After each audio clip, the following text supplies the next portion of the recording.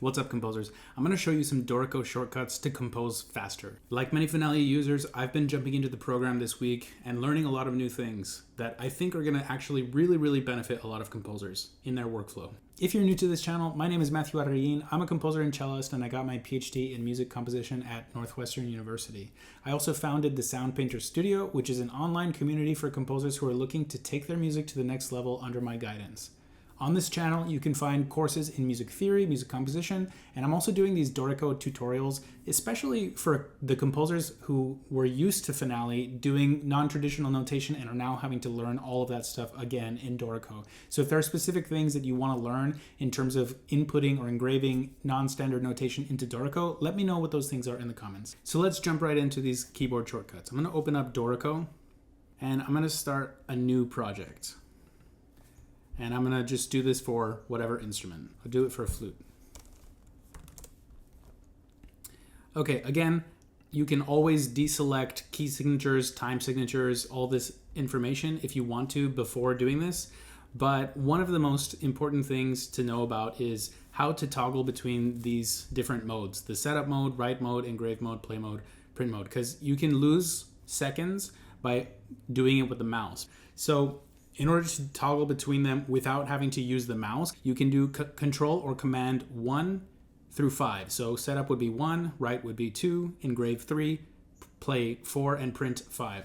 So if you toggle Command 2 or Control 2, Command 3, Control 3, you're going to be able to switch between these different modes. And it's just a lot faster and smoother for your workflow. The next thing that you need to know about is if you click on Shift N, you're going to enter the note writing mode.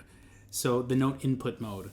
And then what you can do is you can select the rhythms that you want by using the numbers 1 through 9. So 6 is kind of the default, that means quarter note, and 7 would be half note, 8 is whole note, and 9 is double whole note. 5 would be the eighth note, 4 is 16th, and as you go down the numbers, the values get smaller and smaller. So it's really helpful to know those things. And then once you're ready to input a note, I'm going to go back to my quarter note by clicking 6. You can click on the number based on the letter. So if I want an E, I'll write the note E, and it's going to go into the score. Now, you can change the note by using the keyboard shortcuts. If you want to move up by step, you just click Option and then arrow up or a step down. If you want to go up chromatically, you do Option Shift, and it will go up to chromatic scale. If you happen to use a custom tuning system, it will go through the different accidentals that you have set in that custom tuning system. And if you want to know more about creating your own tonality systems within Dorico, then you can watch the video that I made on it. I'll leave a link for that, or you can click on the link that's going to appear on the screen so that you can watch that as well. Now, you can also change the octave by doing Command plus Option or Control plus Alt, and it's going to change the octave that the note is being played in. What you'll also notice is that there is a grid that appears above. Now you can use the arrow keys to move through this rhythmic grid, and you can just input the next note that you want to. And now when you enter a note, it's going to enter in the closest interval to that initial note. So we had an A flat, I wrote an F. It's not going to assume that it's the further F. So if I want to move it again, you would do Command Option and go up to that F. If you're using a physical keyboard, like a piano keyboard, MIDI keyboard, you can actually just write the notes that you want with no problems whatsoever. But if you're using your computer keyboard, you're going to need to specify the octave by using these keys. Now, another thing to know is if you click Enter or Return, it's going to exit the note writing mode. And if you do it again, you go back in.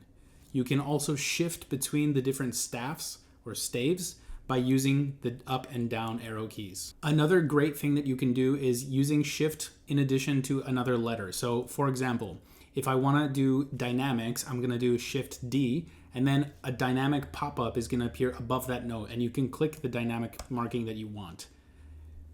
If you want to go to a different note, you would do, again, Shift D, piano.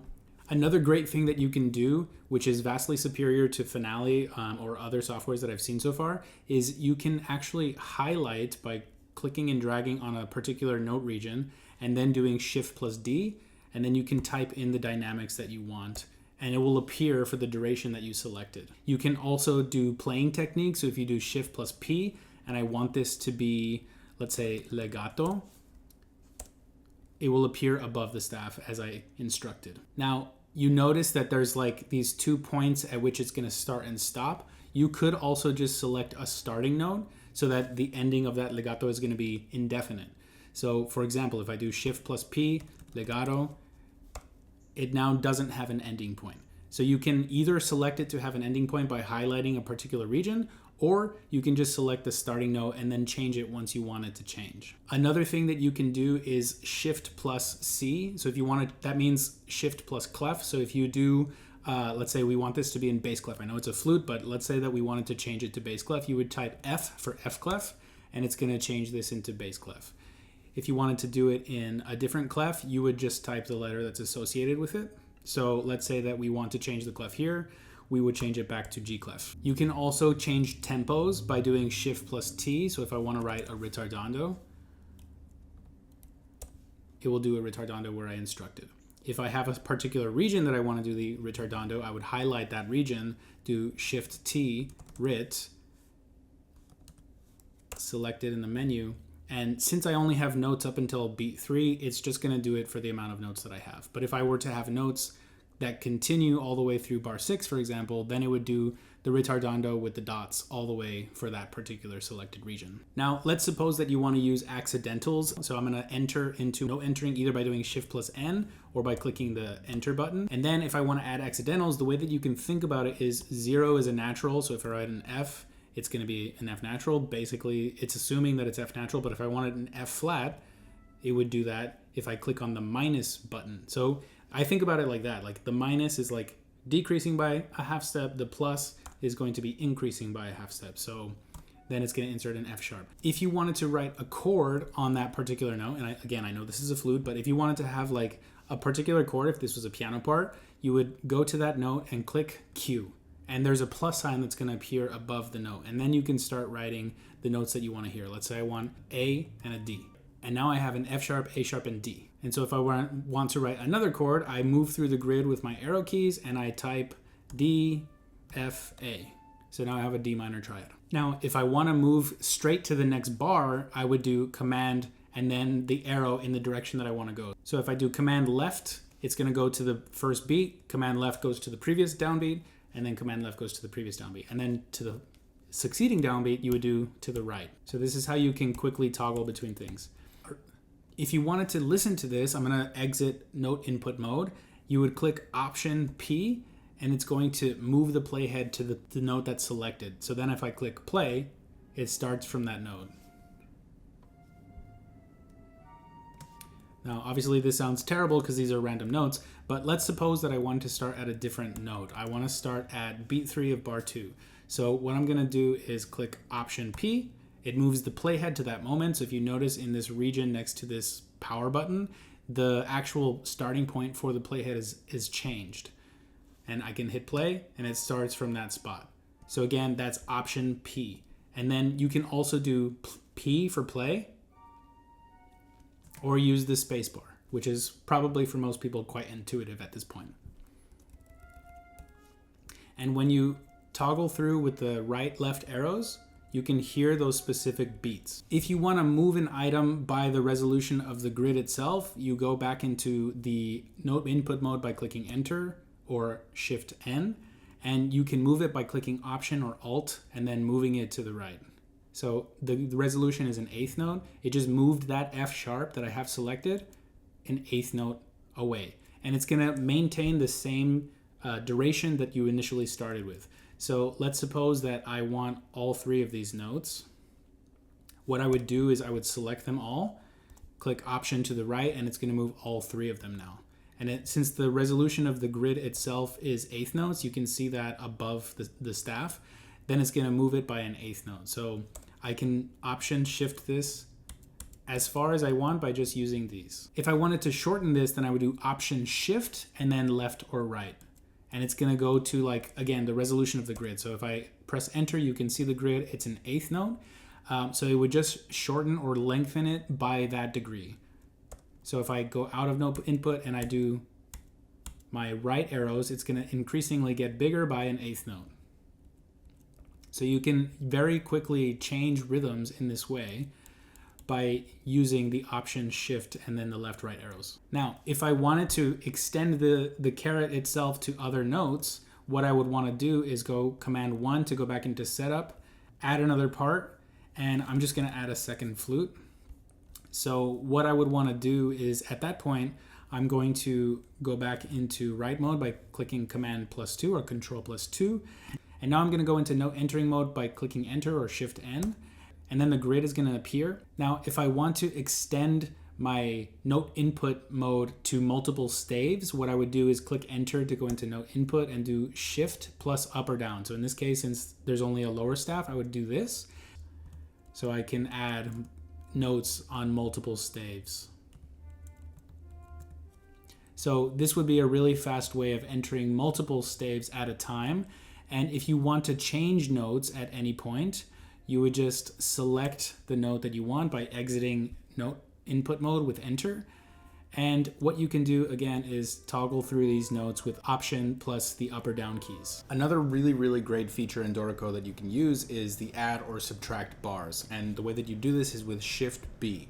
So if I need to add a bar, let's say after bar 2, I would select the downbeat there, Shift B, and I can add another bar. So another bar appears right before bar 3. I can also subtract that bar if I do Shift B, -1, and it disappears.